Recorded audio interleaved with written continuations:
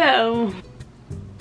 I have started my weight loss journey again this week. I am fully committed to it, and one of the things that I'm including in my new weight loss lifestyle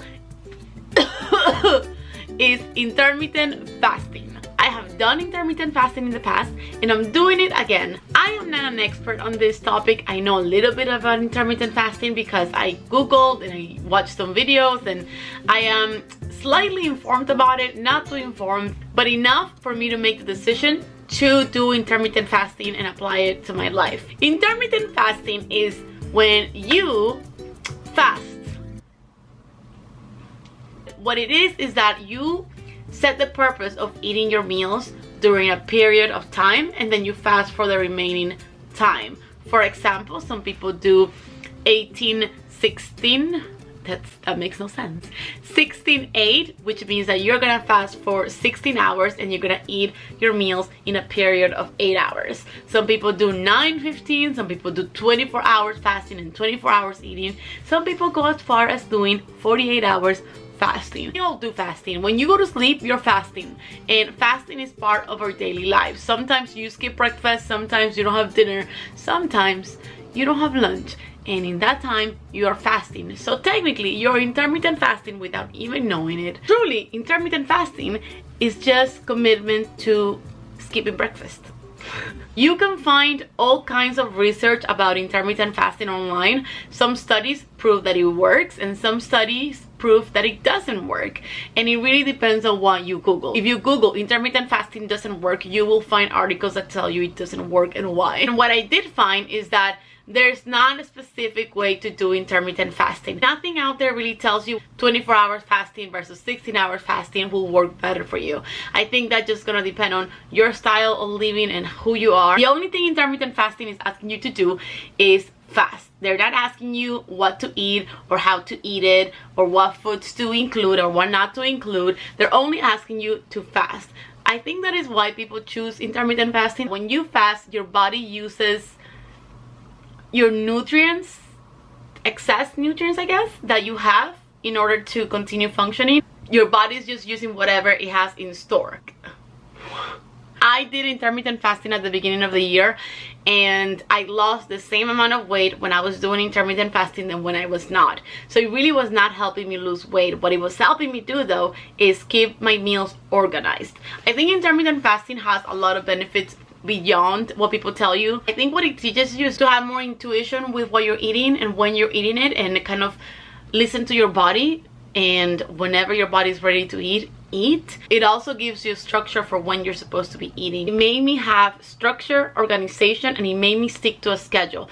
It was kind of stressful, and it still kind of is, because I need to make it home before 6 p.m. in order for me to have my meal and make sure that I'm eating within my window, which is 9 a.m. to 6 p.m. That's what I did at the beginning of the year last year, and this time I'm not stressing over it. If I'm not home by 6 p.m. and I'm not having dinner, I'll have it at 7. Now let's talk about when exactly you should be doing intermittent fasting. Intermittent fasting has different ways and different times, and nobody can agree on what time is best. You just have to be very intuitive with your times and choose the best time for yourself. I chose 9:15. That means that I get to eat in a period of 9 hours and fast for 15 hours. I have my breakfast usually at 9. I cannot leave my house without breakfast. I have to have breakfast. In fact, breakfast is my favorite meal of the day. I love breakfast. I love myself some eggs, scrambled, fried, boiled, omelette. I love toast. I love butter.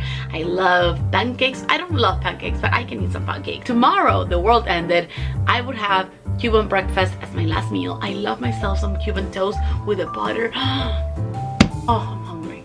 I have my breakfast before I go to work. I have my breakfast at 9, then I have my lunch at 12, and then I'll have my dinner at 5:30 or 6. I do that regardless of whether or not I'm doing intermittent fasting. I think my way of doing intermittent fasting is the best way for me, because after 6 p.m. I have my dinner, I go to sleep at 10. That means that I'm not gonna eat anything from 6 to 10.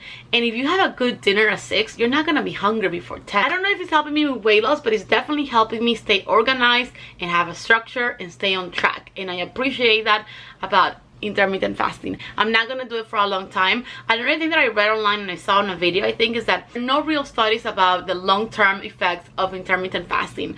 So if you do intermittent fasting every day and you do it very aggressively, there's nothing that will tell you that that will be healthy for you in 10 years from now. One of the things that I read online also is that fasting will help you with a lot of different things. It will help you with weight loss. It will help you with, I forgot the other things. I'm reading my cheat sheet. Lower inflammation, disease protection, mental sharpness, and my boss always tells me that it has helped him with his blood pressure to even it out.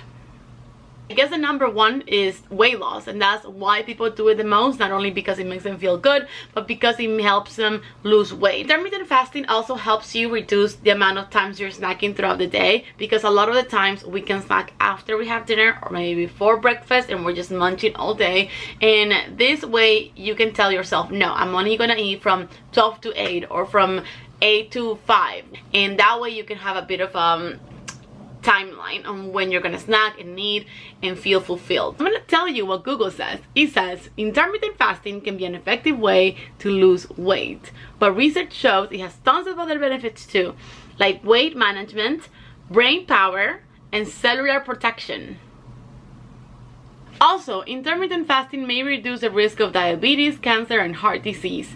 Rumsey said depriving yourself of food for an extended period of time can increase levels of cortisol, the body's stress hormones. Whatever you do, there's a right way to do it and an unhealthy way to do it. And if you do intermittent fasting and you're starving yourself and you're feeling drowsy and weak and you're not really feeling your best, intermittent fasting might not be for you, or you're doing it too aggressively. It's okay to fast, but I don't think it's okay to starve yourself. And I feel like there's a thin line between when you fast and when you starve yourself. If you're somebody that doesn't like counting calories, intermittent fasting might be a good option to have a structure to your days and lose weight. For me, I have chosen intermittent fasting for the start of my weight loss journey this year because I need organization and structure. I feel like when I have a timeline of when I'm supposed to be eating, I do best, especially when I'm focusing on weight loss. I personally highly recommend doing a 16-8 or 15-9. 15-9 is more doable, I think, for me. So I will definitely highly recommend